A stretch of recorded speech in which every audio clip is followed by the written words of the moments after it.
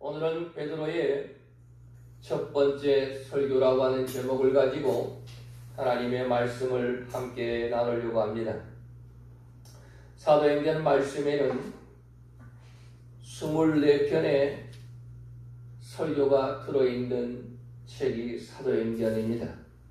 이 사도행전에는 베드로의 설교, 야고보의 설교, 그리고 또한 사도 바울의 설교가 많은 부분을 차지합니다.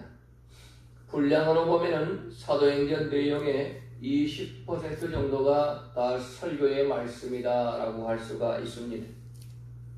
그리고 거기에다가 사도행전 7장에 나오는 선교자 스데반 집사의 설교까지 포함하면 총 25편의 설교가 나오고 사도행전의 약 25%가 설교의 내용으로 차 있는 것을 알 수가 있습니다. 오늘 이 시간에는 그 많은 설교 가운데 속에서 첫 번째 설교인 베드로의 설교를 함께 살펴보면서 은혜 받고자 하는 것입니다. 베드로가 첫 번째 설교를 하게 되어진 배경은 무엇이냐? 그것은 오순절 성령 강림의 사건 때문인 것입니다.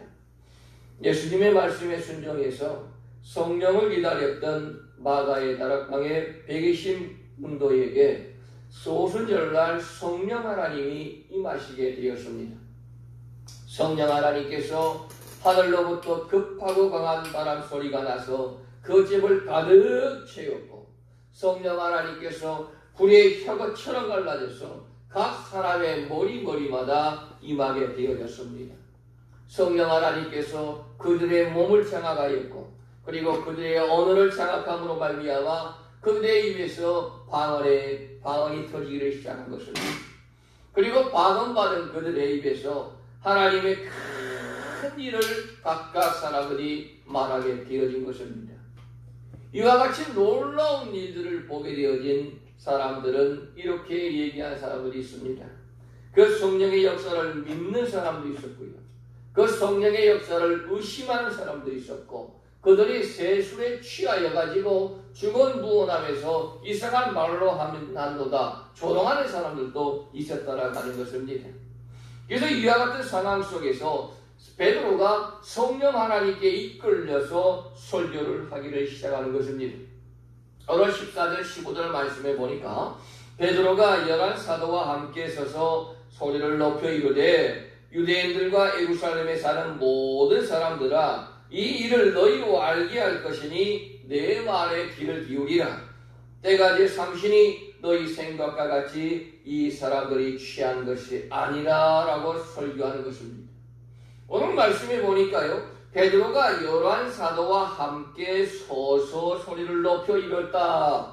베드로가 11 사도와 함께 서 있고 사도의 권위를 가지고 베드로가 모든 사람들 앞에서 사도들을 대표해서 설교를 하고 있다고 하는 것입니다. 그래서 회중들에게 귀를 기울이라 너희는 들으라 라고 베드로가 설교를 하는 것입니다. 그리고 말씀해 보니까 때가 제 3시다. 때가 제 3시라고 하는 것은 지금으로 말하면 오전 9시인데 지금 오전 9시에 누가 취해가지고 술을 먹고 중언부언하면서 헛소리를 하겠느냐라고 하는 겁니다. 저녁 9시라고 하면은 혹시라도 술 취한 사람이 있겠지만은 아침 9시에 누가 이렇게 120명이 다 술에 취해서 이상한 소리를 할 수가 있겠느냐? 그것이 아니라고 하는 것입니다. 그러면서 베드로가 오늘 성령의 역사에 대해서 두 가지 주제를 가지고 설교를 하는데 첫 번째는 뭐냐? 지금 너희가 목격한 이 마가의 다락방 120명에게 임한 성령의 역사는 요엘서에 예언된 사건이다라고 하는 것을 설교합니다. 16절 말씀에 기록하지요. 이는 곧 선지자 요엘을 통하여 말씀하신 것이니 일러스되라고 하면서 베드로가 설교하면서 요엘서의 말씀을 인용해서 얘기하고 있는 거예요. 오늘 17절부터 21절까지의 말씀은 어디에 나오는 말씀이냐? 요엘서 2장 28절에서 32절까지의 말씀인 겁니다. 제가 요엘서 2장 28절부터 32절까지의 말씀을 읽을 테니까 여러분은 오늘 말씀 17절에서 21절까지의 말씀을 보면서 비교하고 대조해서 한번 들어보시기를 바랍니다. 제가 요엘서 2장 28절로 32절 말씀 읽습니다. 그 후에 내가 내 영을 만민에게 부어주리니 너희 자녀들이 장래일을 말할 것이며 너희 늙은이들은 꿈을 꾸며 너희 젊은이들은 이상을 볼 것이며 그때에 내가 또 내 영을 남종과 여종에게 부어줄 것이며 내가 이적을 하늘과 땅에 베풀리니 곧 피와 불과 연기 기둥이라. 여호와의 크고 두려운 날이 이르기 전에 해가 어두워지고 달이 피피까지 변하리니와 누구든지 여호와의 이름을 부르는 자는 구원을 얻으리니 이는 나 여호와의 말대로 시온산과 예루살렘에서 피할 자가 있을 것이며 남은 자 중에 나 여호와의 부름을 받을 자가 있을 것이미로다. 말씀이 비슷하게 나오지요. 바로 베드로가 지금 설교하고 있는 내용은 요에서의 말씀을 가져다가 그 말을 인용해서 분명하게 설교하고 있다는 겁니다. 이 말씀에서 중요한 거 몇 가지만 생각하면은 말씀에는 오늘 17절에 하나님이 말씀하시기를 뭐라고 말씀했어요? 말세에 그랬습니다. 말세에. 말세라고 하는 말이 나옵니다. 이 말세라고 하는 말은 믿는 사람도 쓰고요. 믿지 않는 사람도 말세라고 하는 말을 씁니다. 어른들이 젊은 아이들이 버릇없이 구하는 걸 행하는 걸 볼 때에 아이고 말세다 말세다 그렇게 얘기하지 않습니다. 또 어떤 사람은 말세라는 말로 성의치하지 않아가지고 말세 지말이다. 말세 중에도 그 말세 끝이 왔다라고 그렇게 얘기하지. 그런데 성경에서 말하는 말세는 뭐냐? 이 말세는 그리스도의 사건을 중심으로 해서 얘기하는 것이 말세인 것입니다. 곧 말세는 뭐냐? 예수님과 함께 시작해서 십자가를 통해서 그 중심이 이루어지고 주님이 오심으로써 완성이 되어지는 것이 바로 말세라고 하는 것입니다. 다시 한번 말하면 예수님과 함께 시작해서 십자가와 함께 그 중심이 시작되고 주님이 다시 오심으로 말미암아 완성되어지는 것이 바로 말세다라고 하는 것입니다. 그러므로 사도행전 2장의 성령 강림 때도 말세고 지금 우리가 살아가는 때도 지금도 말세인 것입니다. 왜? 주님께서 아직 승천하시고 이 땅에 다시 재림하지 않았기 때문에 우리는 지금도 말세를 살고 있는 것입니다. 그리고 말세에 성령 하나님의 역사가 나타나는데 베드로사는 두 가지로 설명을 하지요. 남녀노소 불문하고 모든 사람에게 성령 하나님이 임하신다라고 하는 것을 설교합니다. 여러분, 오순절 성령 강림 역사는 사람을 차별하지 않는 것입니다. 남녀노소 차별 없이 성령을 기다린 자에게 모두 충만하게 임하는 것이 성령 하나님의 역사인 것입니다.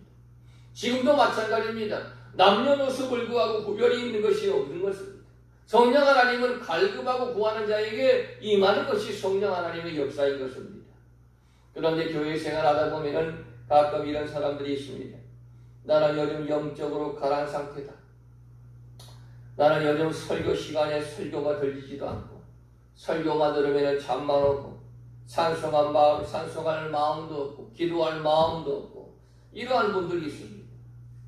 마치 찬송가 183장의 빈들의 마른 풀처럼 빈들의 마른 풀같이 가난 영혼이 되어져서 정말 힘이 없고 낙심되어 살아가는 사람들이 얼마나 많은지를 모릅니다. 그러나 성령 하나님은 어제나 지금이나 내일이나 동일하게 역사하시는 것이 성령 하나님인 줄로 믿으시기를 바랍니다. 이 시간도 성령님께서 지금 이 자리에 이 교회에 또한 여러분이 예배하고 있는 그 자리에 함께하고 계신 줄로 믿으시기를 바랍니다. 내가 기도할 마음이 없고 찬송할 마음이 없고 설교 듣기 싫고 교회 나가기 싫은 것은 나의 문제지 성령 하나님의 문제가 아니라고 하는 것입니다. 그런 마음이 들 때에는 회개하고 성령님이 충만하실 수 있도록 더 열심히 부르짖고 기도할 때에 우리의 영적인 삶이 회복되어지는 귀한 삶이 되어질 줄로 믿습니다. 자, 이와 같이 성령은 모든 사람들이 체험할 수가 있는 것인데 요엘 선지자의 말씀은 세 부류를 나눠가지고 구체적인 특징을 말씀해 주죠. 오늘 말씀해 보니까 자녀들은 예언한다. 젊은이들은 환상을 본다. 늙은이들은 꿈을 꾼다. 이렇게 말씀했습니다.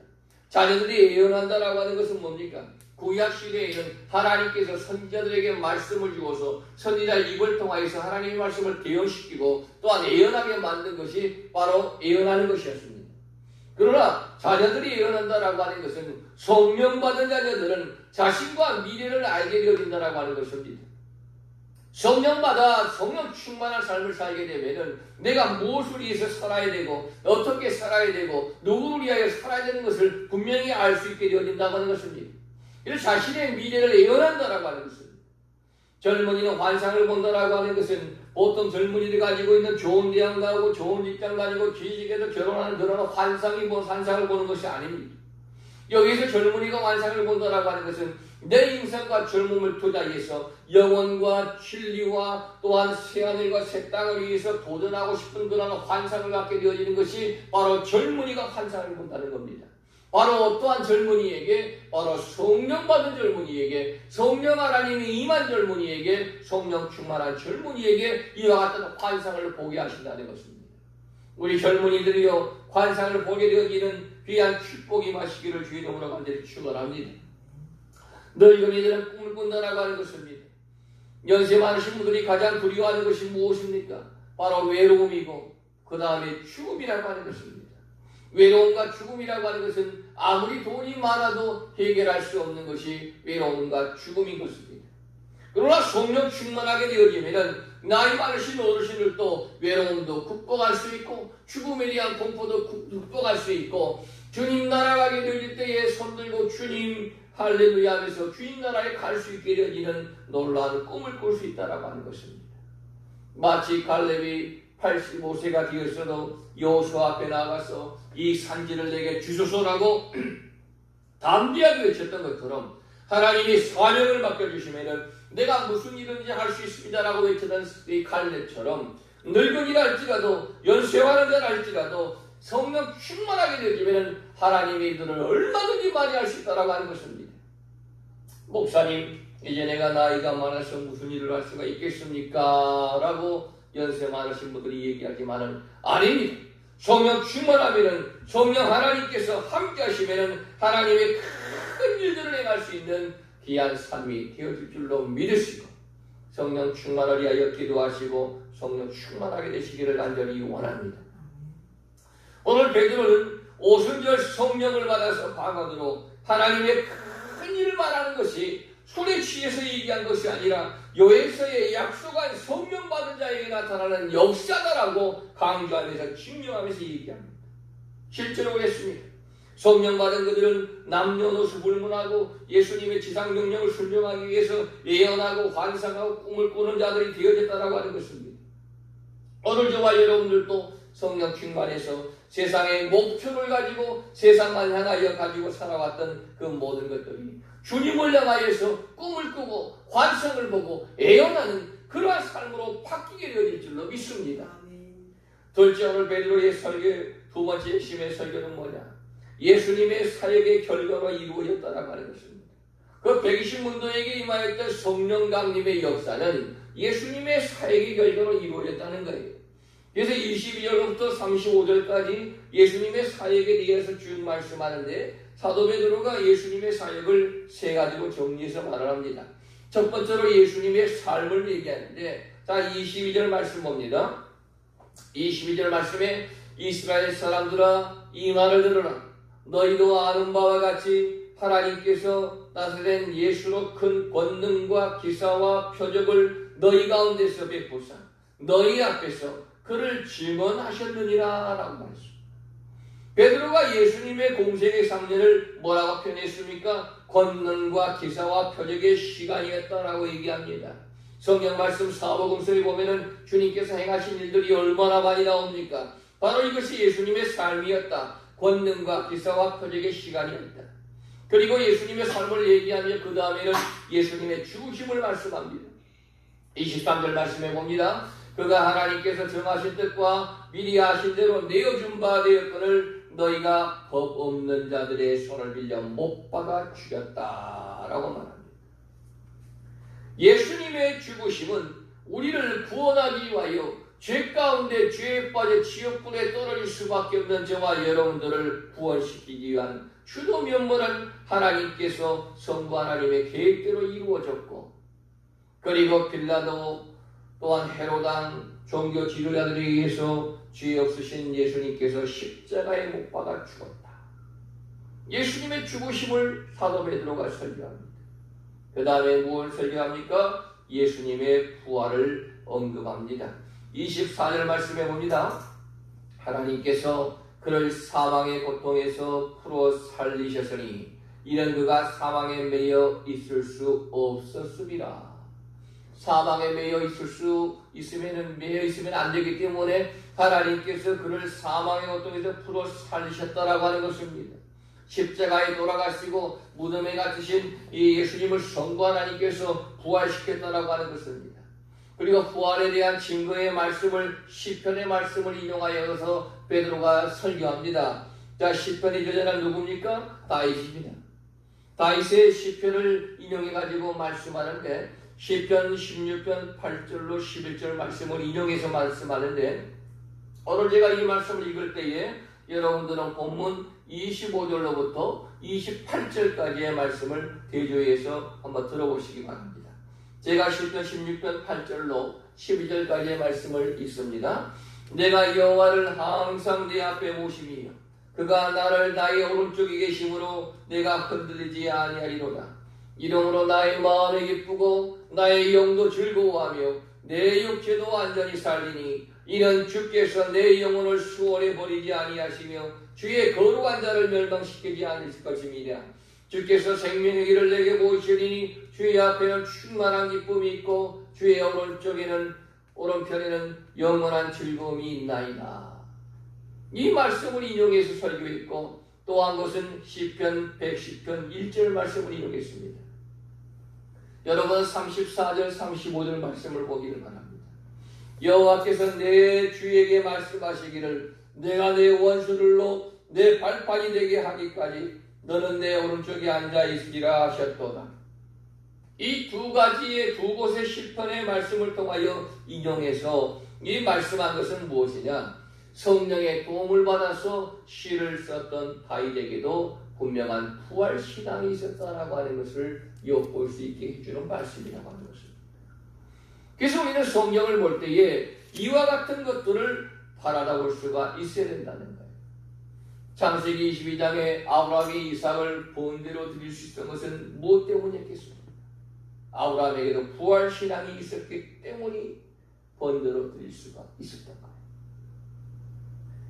다시 쓴 시편을 읽으면서 내용 중에 예수님의 삶과 십자가의 죽으심과 또한 무덤에 묻히시고 예수님의 부활하시고 예수님께서 승천하시고 그리고 예수님의 재림이 이 말씀 속에 다 들어있음을 우리가 알아야 된다는 겁니다. 그래서 사도 베드로는 시편 두 곳의 말씀을 인용하면서 예수님의 부활은 구약의 다윗이 예언한 대로 다 이루어졌다라고 얘기하는 거예요. 그리고 자신과 자신의 옆에 있는 모든 사도들이 우리가 다 부활의 증인된 사람이다. 32절 보니까 이 예수를 하나님이 살리신지라 우리가 다 일의 증인이로다.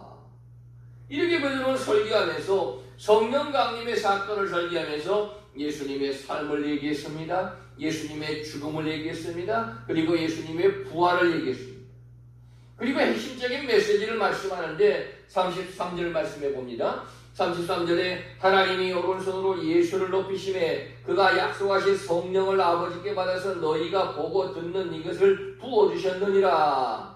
다시 읽을게요. 하나님이 오른손으로 예수를 높이심에 그가 약속하신 성령을 아버지께 받아서 너희가 보고 듣는 이것을 부어주셨느니라. 오늘 말씀 속에 삼위일체 하나님이 다 나옵니다.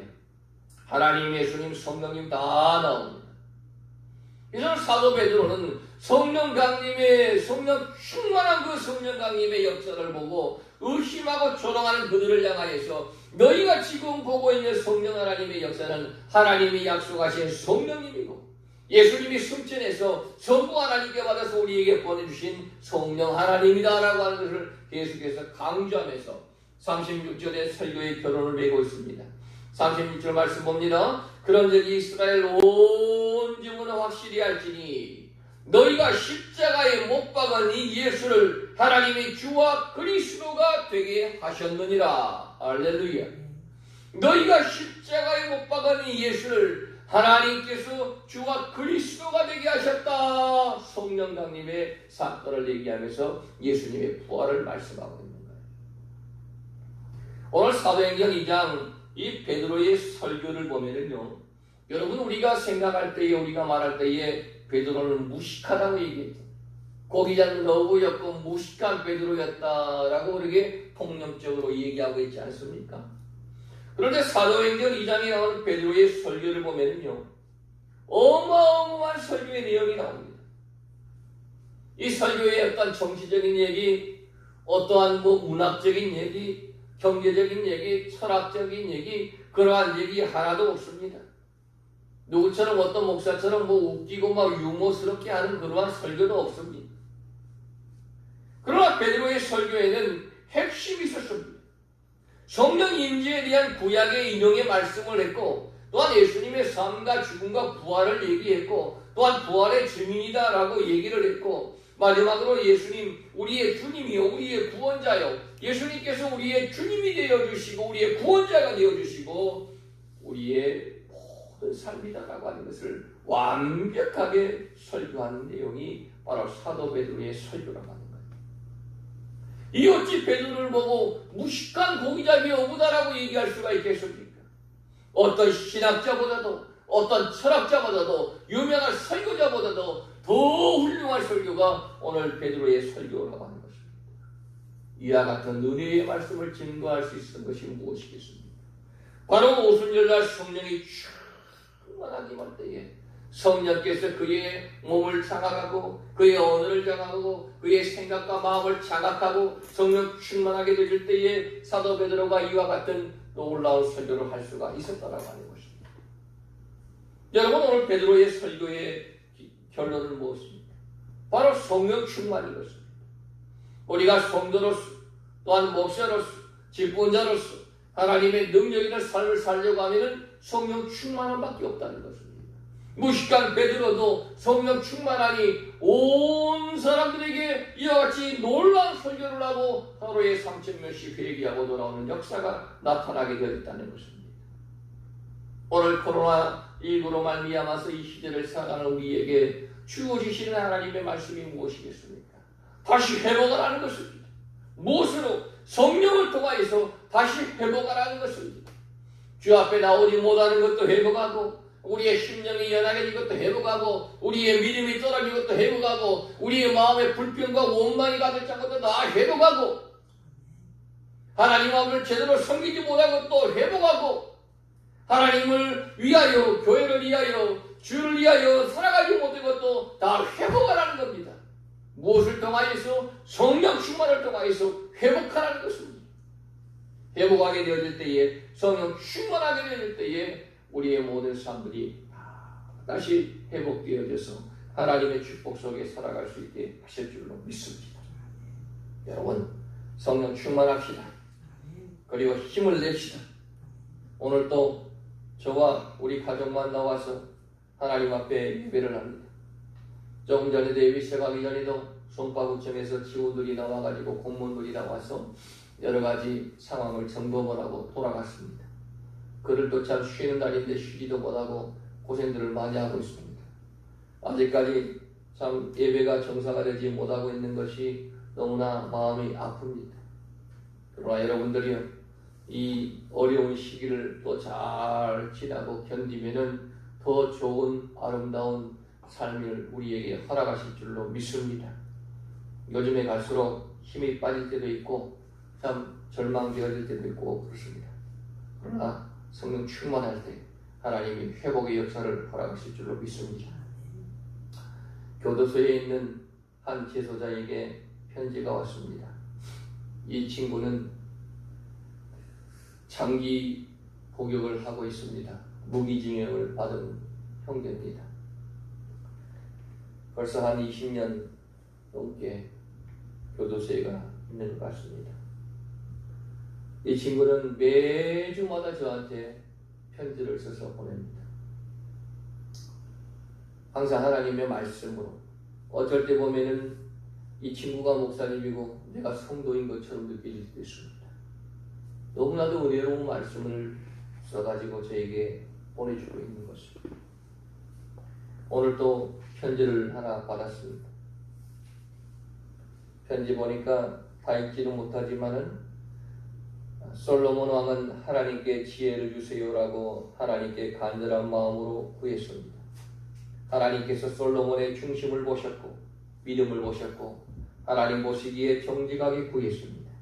하나님은 솔로몬 왕에게 축복을 주셨습니다. 우리는 영적인 것을 구해야 됩니다. 하나님께 지혜를 구해야 됩니다. 조광호 목사님, 많이 힘들고 어렵더라도 힘내세요. 항상 하나님께 간절히 매달리고 평생 하나님과 동행 잘 하셔서 지혜로운 주의 영으로 거듭나기를 바랍니다. 하면서 이 친구가 저에게 이렇게 매주마다 편지를 쓰면서 이번에는요, 편지하고 온누리 상품권을 보냈어요. 원주 교도소 지소자가 무슨 돈이 있길래 상품권을 다 만들어가지고 저한테 보내왔어요. 참 눈물 날 일입니다. 제가 매달 면회도 가지도 못하고 코로나 때문에 가지도 못하고 영치금도 넣어주지도 못하고 이 친구가 교도소에서 일을 하면서 번 돈을 모아가지고 그걸 상품권으로 바꿔서 세상에 저한테 다 보내주었어요. 너무너무나 감사하고 너무너무나 눈물 납니다. 힘들고 어려워도 이와 같은 형제를 통하여 하나님께서 또 저의 마음을 위로해 주시고 귀한 하나님의 말씀으로 주시는 것을 제가 이 말씀을 듣습니다.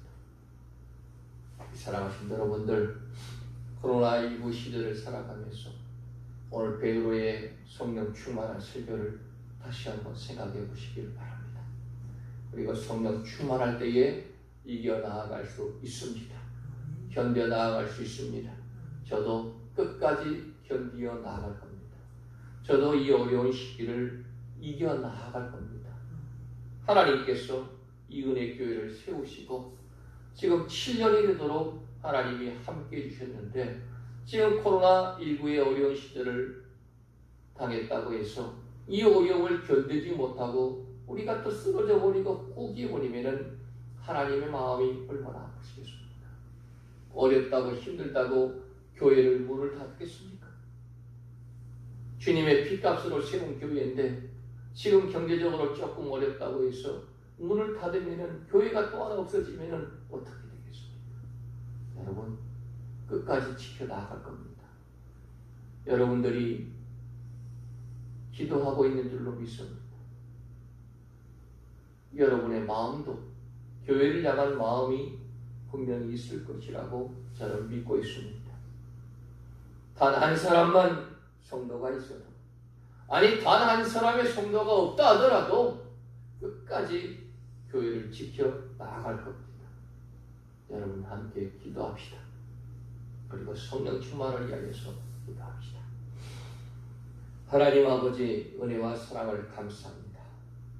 오늘 베드로의 성령 오순절 강림 사건을 통하여서 예수님의 삶을, 예수님의 죽으심을, 그리고 예수님의 부활하심을 증언하면서 우리가 이 모든 일의 증인이다라고 외치면서 성령 강림절의 사건은 술에 취하여 그들이 방언으로만 하는 것이 아니요 요에서에 기록된 대로 다윗의 예언대로 하나님께서 이루신 사건이다라고 하는 것을 설교하며 성령 충만하기를 원하는 저희에게 하시는 축복의 말씀인 줄로 믿습니다. 성령 충만케 하여 주옵소서. 주님만을 바라보게 하여 주옵소서. 주님만을 의지하게 하여 주시옵소서.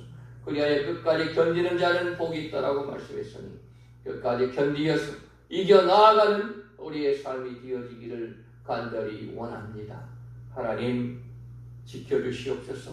하나님 붙들어 주시옵소서. 하나님 어찌하든 이 어려운 시기와 어려운 난관을 헤쳐나아갈 수 있도록 지혜를 하나님 허락하여 주시옵소서. 주만 바라보기를 원합니다. 주님 역사해 주시고 주님 응답하여 주옵소서. 주님의 이름이 높임을 받으시옵소서. 주님 영광 받아 주옵소서. 감사드리오며 거룩하신 예수님의 이름으로 간절히 기도드리옵나이다. 아멘. 찬송가 357장 찬송합니다.